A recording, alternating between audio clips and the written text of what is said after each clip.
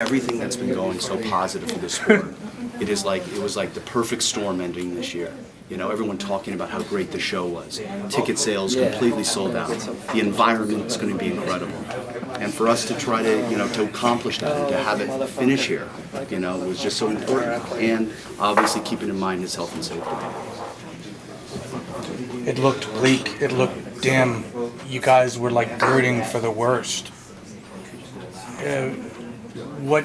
I guess they, in your estimation, really they had to grant it because all the doctors said he's okay to go. Is that your take? I think, to me, when we sat here and we were sitting here in the evidentiary hearing and I heard their own doctor saying...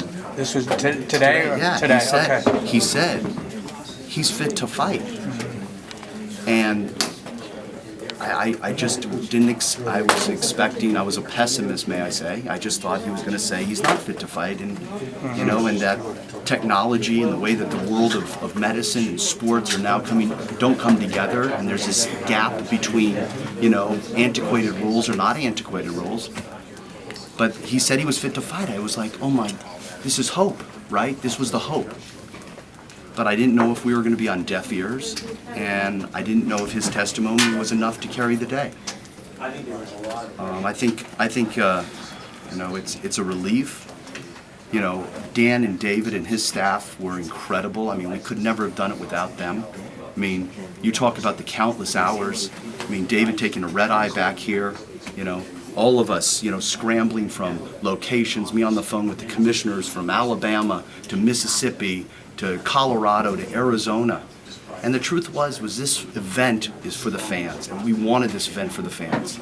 And in no way, and I make this crystal clear, in no way would we ever jeopardize the health and safety of a fighter that we are promoting or a fighter that we think we're going against. And that was why he went to Crandall at the beginning and the Utah Moran Eye Institute, and we had the best guys in the world on this. If he had no career, we wanted to know he had no career. And that was what was so difficult for us. We thought that we had it solved, right? He had hope.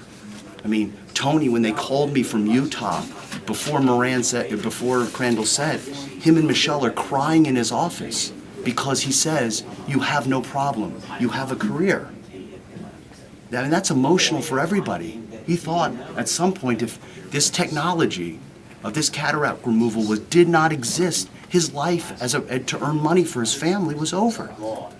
And they called with tears in their eyes. And we said, go take it. Go do this. This is state-of-the-art technology, and you should be entitled to the best medicine in the world.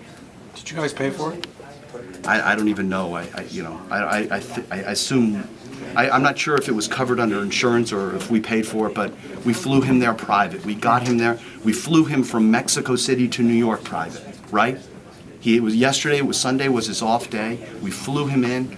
We had him at the hotel. He worked out in between 2 eye appointments, and he flew back that night private back to Los Angeles to San Diego. He's like that. He is, what? Margarito is at Los Angeles right now? Yes, he's in, I don't know, Tijuana. So for us, it's just there's a lot of emotion, when you ride with these, especially the fighters. I mean, you all know, everybody chronicles my relationship with Miguel. And I watched 24/7 the other night, and my son and I were crying. I mean, we've been down so much together. And now, you see this with Tony, and it was so frustrating for all of us.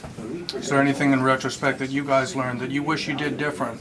Because there's a lot of slinging back and forth saying, oh, Top Rank didn't get us the material in time. Is there anything you learned or would do different? I think there was a lot of, I don't want to say what happened which was true or not true, right? Because all I can say is that there's two things that occur, all right? One is, as the promoter of an event, we are different than the fighter of the event, all right? Dan Petruccelli and Dave Moroso are not representing Top Rank here today. They're representing Antonio Margarito. Okay. They submitted his medicals in timely manner and on a clockwork and had dialogue correctly with everybody. Our role as the promoter is different, right? A lot of times the burden for us is we remind those camps get your medicals in, fill out your forms, fill out your license paper, get your seconds done. We don't do that for them because they have their own managers and everybody to do it. But the way I look at it is I say, whatever, I'm really appreciative of the New York Commission because I think it takes a lot to open up your eyes, to not be stuck maybe in what the words say, and maybe embrace a little bit of where we are today in technology, especially medicine. And I think it's a lesson for all of us, right? I think that we should look at institutions like the Moran Eye Institute and adopt them into the boxing world. To look at the Lou Ruvo Brain Institute in Nevada and adopt that into the boxing world, right? Because we keep getting better and better and better.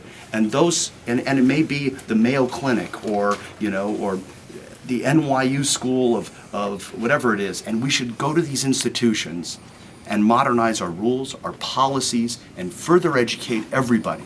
And I give incredible credit to the Commission for at least allowing us to present, a dream team of qualified, world-renowned experts and say, he's fit to fight.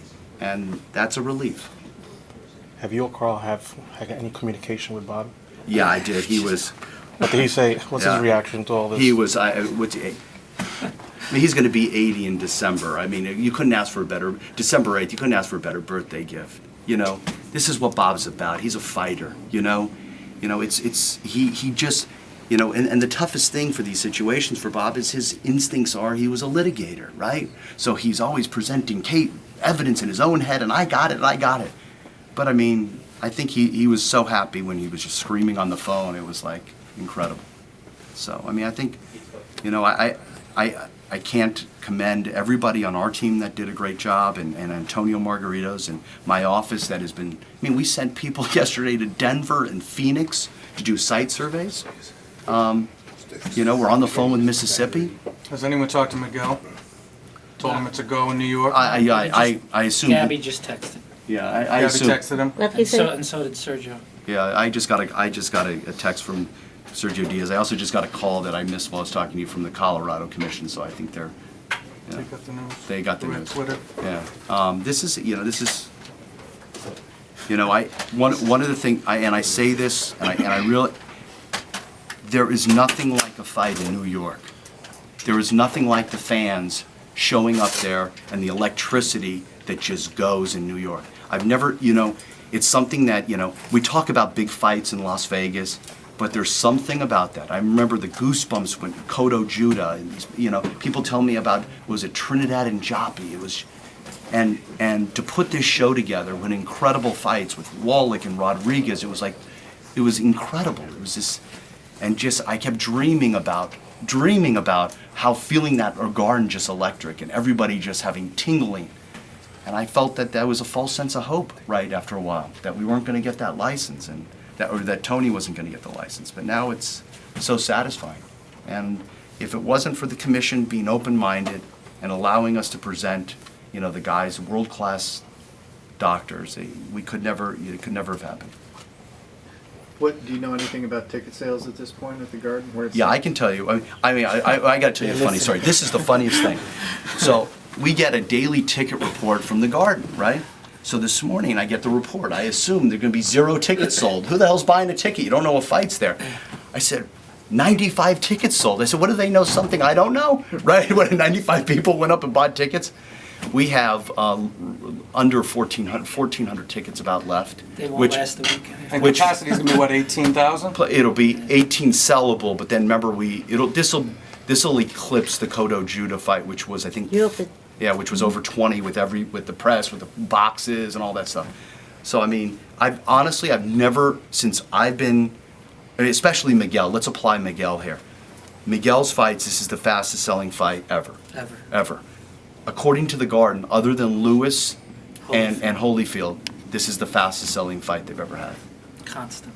And the best thing about it is it's for the fight fans here. They're the ones supporting it. And we felt like, it's coming to fruition. Carl, can you offer your takeaway from all this? It's been draining, but it's been worth it because, like Todd and I thought from this, this card is a great card, but the fact it's all about the Garden and it's all about New York and ending up the year for boxing on this event. And, you know, if we would have had to move it to Mississippi or Denver or whatever respectfully, it would have lost what the whole emotion was about going to New York with. And you know, we all said earlier that renovation's gonna need a renovation because this is gonna be wild night, you know, and it's great for the sport.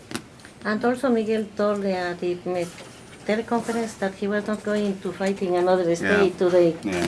Well, we had been in communication with Miguel's advisors and everything the whole way, and I guess that kind of dropped on us, you know, today, or I guess it kind of leaked out on Twitter or something, and it dropped on us today, and that was shocking. And you know, at that point, you don't know what you're going to do, right? You have a situation where you thought that the show goes on, we just switch cities, and everybody's communicating, and then it just switched gears on us, and there was nothing we could do about it. You know, there was, at that point, we just felt if we could present the best evidence, and you know, we always knew that the health and safety was first, and his health and safety was incredible. Told you we wouldn't let you down, you let know, you come.